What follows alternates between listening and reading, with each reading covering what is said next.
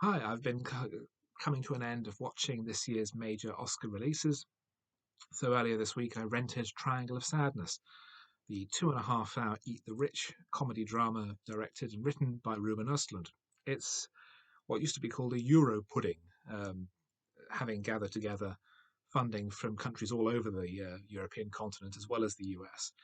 It's the story of a cruise ship uh, hosting the ultra rich on a tour around the Mediterranean, and how their voyage is disrupted.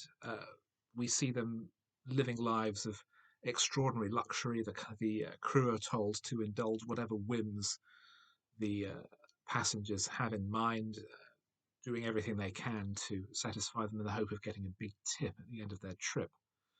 However, a series of events lead to first a mass outbreak of food poisoning, and that in the middle of a storm, which incapacitates the crew and passengers so completely. When pirates attack the following morning, the ship sinks, and the survivors wash up on a nearby island and try and survive until rescue comes. However, being rich, they are all, of course, completely stupid and incapable of anything, so that the one surviving member of the crew, a cleaner, winds up taking over leadership of the group and declaring herself the captain. This film is dreadful. It's the worst Best Picture nominee the Oscars has seen in 5 years. The previous record holder was Darkest Hour, which was unwatchable. Um, there have been a spate of Eat the Rich type films recently, and the two principal ones, Glass Onion and The Menu, I thought were both excellent and are among my favourite films of the year. Triangle of Sadness has none of the wit, none of the creativity, none of the imagination of either of those films. It has a sub-adolescent attitude to its subject matter, and it's painfully obvious how it's trying to expand on its central idea. It's so blunt and so obvious and so unfunny and so utterly convinced of its own cleverness and genius. It makes me think of a film written by the character of Rick from The Young Ones, 17 years old, convinced of its own genius, and yet to all outsiders painfully obvious in how inept and childish it is. We have scenes of characters projectile vomiting and projectile diarrhea as they suffer from food poisoning. And I got the sense that it's okay. The film says, "Oh well, it's okay that you can have this in my movie because this is a real movie. This isn't something like Jackass, which is, I would say, genuinely funny and genuinely very creative usually."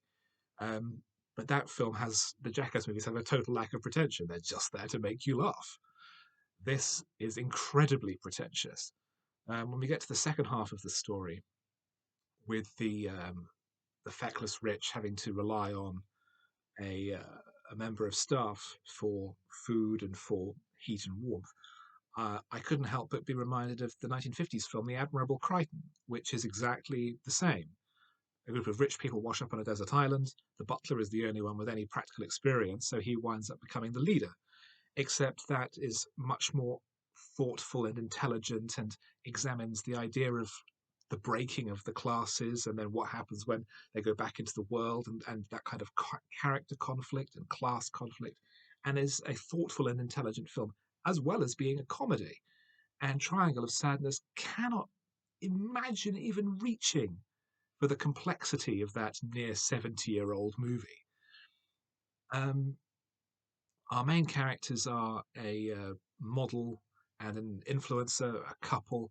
They argue about picking up the bill and in their first scene together, and the, the whole idea of the film, it just seems to be so poorly understood. The characters are all terrible people, but they're not interesting. The only major name in the cast is Woody Harrelson, who plays the captain of the yacht, who is a Marxist. And he notes, appropriately enough, during the story that he's a bad Marxist because he works for the rich.